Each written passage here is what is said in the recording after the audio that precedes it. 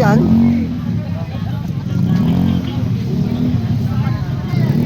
Baka, baka hindi naman na kailangan yan. Nagkakabulahan tayo dito.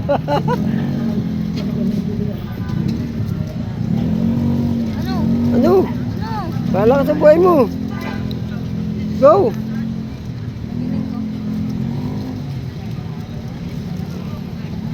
Bigyan mo lang ng discount eh. Oo, isa. Shampoo, ano yan? 8 na lang yan.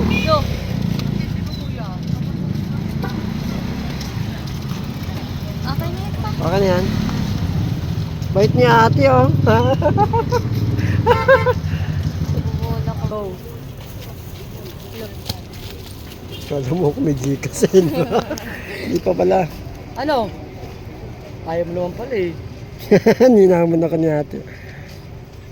Pag sahod ko te. Pag Bigay. ikaw sinakal niyan, ay grabe sa kanila. Te, 1K, okay lang. Okay. Walang ano eh. Pasensya mo na. O sige lang, kahit matagal ka dyan.